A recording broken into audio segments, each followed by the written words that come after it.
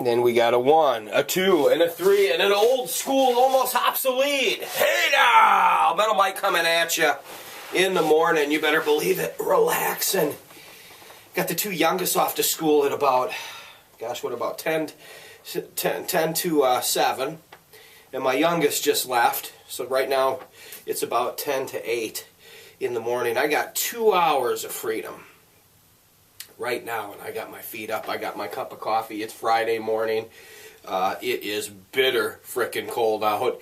We've had amazing cold weather, like below 0 with wind chills up to 25 below, minus, etc. But I'm not complaining. I've been tucked safely in the bunker, doing what I do, digging in the collection, organizing. But I wanted to touch on the last video I made, if not the last video, the second to last video. But let's get back to it. And that is this, about antique stores. I had made the comment that antique stores really shoot themselves in the foot due to their pricing.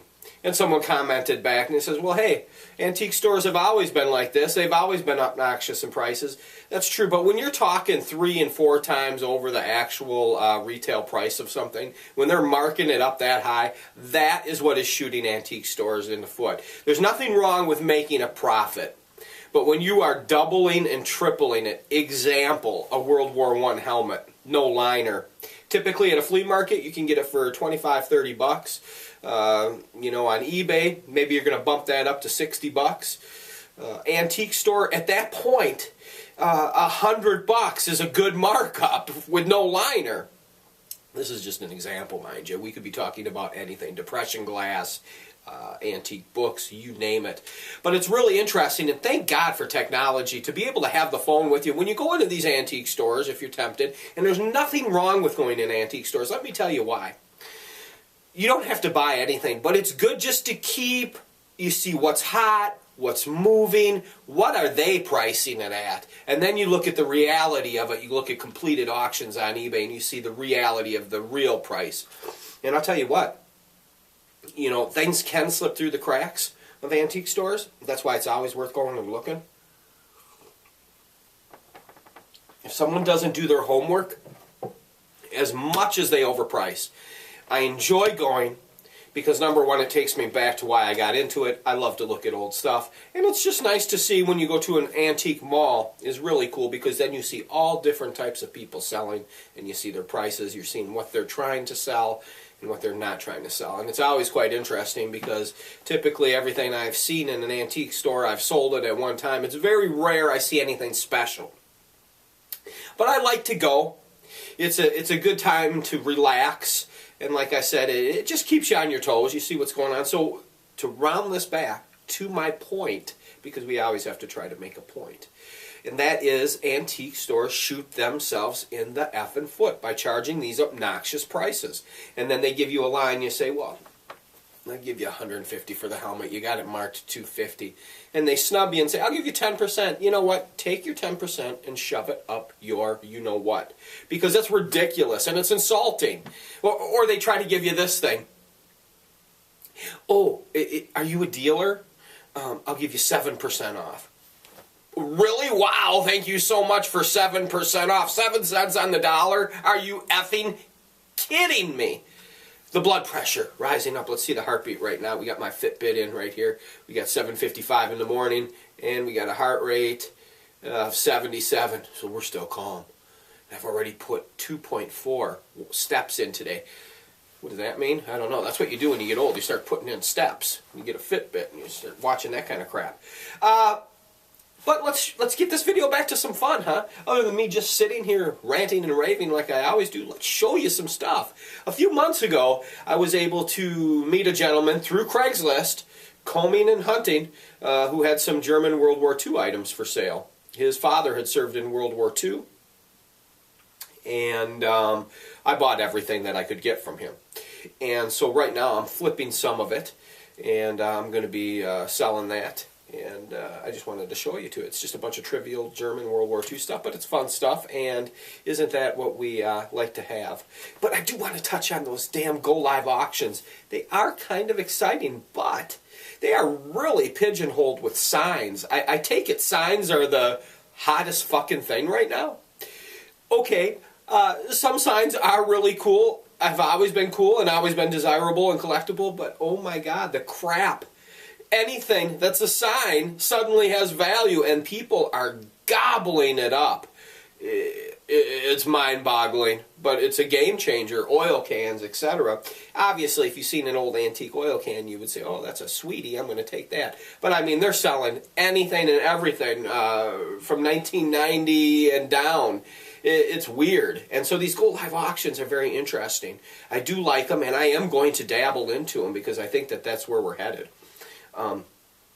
But oh my God, there are these two women that do it on Go Live auctions, and I want to put my head through the wall. And you say, Mike, what is your problem? Don't be a dick, a stick in the mud, etc. It's not that. But when you're just primping and posing, I mean, come on. The commercialization of antiques and selling and pickers has just gotten disgusting. Now, who am I to judge? Nobody. I can't make a judgment that's going to really matter. I can just simply give you my opinion, and it's gross. Okay, I don't want to see two ladies dolled up like they're in the 1950s, 60s, and just with the jokes and the primping, and sell the fucking item. Put the item on there and sell it. Let's not turn this into a comedy, primping, Playboy hour. It's gross.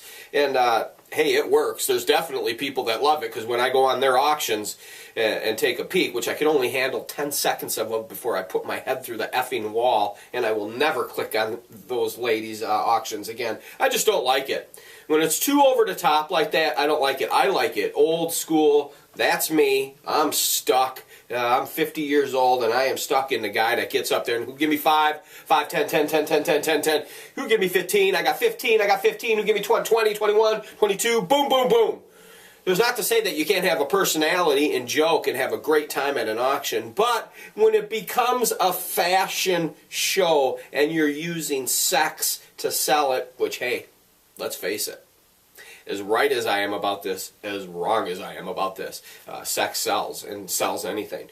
But I guess I just don't like it, and I wanted to voice something about it because I just see it, and it just, boy, it really ruins the experience of, it makes you not want to collect. But there's no way I'm going to get run out by some broads dressed up trying, primping and priming, trying to sell their shit. But let's get back. Let's get back. Let's get back to what we love. And that's junk and vintage items, collectibles. Let's walk into the deep bunker. You hear my slippers dragging. Can you believe I'm still shooting on a flip camera, posting on YouTube with today's technology when everyone's going live? So, we got some German stuff in here that I'm going to be selling, and I just wanted to show everyone some of the items that I had picked up. Now, this here is a German World War II flashlight in immaculate condition. It is marked PERTRIX, number 542. Still has the glass lens. Just a beautiful piece. Really minty condition. Just one little ding right there. This is going to go. I'm going to sell all of this stuff as a lot. And we're going to put that in there and show you right here. We got a couple shoulder boards. German World War II Army. And then we have a beautiful eagle. That's what it is. But there is actually a name for the sparkling. I have totally spaced it right now. And that's a nice piece. Hopefully the lighting is not too bad on that, where you can see it. You see the green pop on this one right here? Isn't that something? Those German uniforms, really a beautiful green. And so we got these three pieces here. Came out all out from one man. Now remember, all these items were captured on D-Day. This veteran was a D-Day soldier. Let's just take the camera over with me instead of me pulling out things individually, huh? We've got some shoulder boards right there. German Elite. And then we have a Panzer. That's the guys that were in the tanks.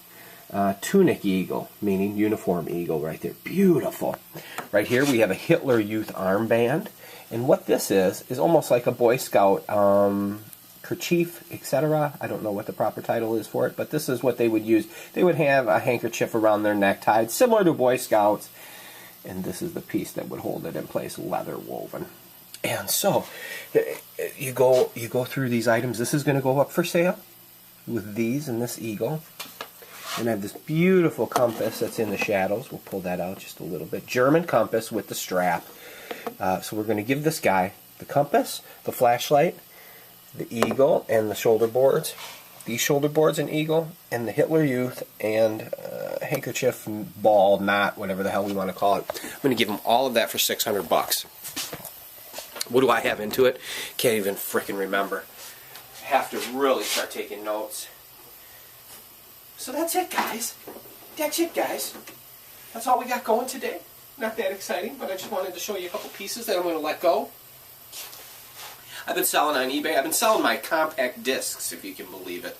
I've been blowing them out because I just never play them anymore. And sure, they're small, and I could have sat on them forever and really milked them, sold them one at a time. But I've sold them in large lots. And then I just take that money and I invest it into my collection. I buy something substantial and small for my military collection. So that's it. As always, I want German helmets. I'm looking for German helmets. They can have a liner. They can have no liner. They can be beat up. They can be mint. I want them. And I do amazing trades for things. Antique toys. You name it. You something. I will make a hell of a deal with you to get that helmet from you. And what does that mean, a hell of a deal? I am going to overcompensate. I'm going to send you threefold of what your helmet is worth so that you can send me that helmet. So what are we going to do now? What do we always do? We whisper. Subdued. And then we go, hey now! Metal mic, above ground, shrinking daily. I'm short. Do you see how fucking short I am? This is ridiculous. I used to sit there and think I was 5'8", 5'9", but I am literally like 5'3", 5'4", and I am shrinking daily. Old age is a mother effer, isn't it? Above ground, blessed. You cannot spit in the wind against this stuff. Age is a bonus because we're still here, still knocking. That's my head, that's my brain pumping around inside. Do you know that one time when I was a young boy, I was running so freaking fast, I remember it so well. I slammed on the brakes like this, and I literally felt my fucking brain move forward in the skull and back. Only happened one time in life. I wonder why I'm so fucked up and going, hey, all the time, right? Because I'm crazy. I fell out of trees, I fell off skateboards, I fell off of bikes, I jumped off of garages. I was a beast, and still am, just in a different, more subdued way now. At this point, I'm a beast in my bunker. Everyone, keep picking, keep junking, send me your German helmets, let's make a trade. Hey now!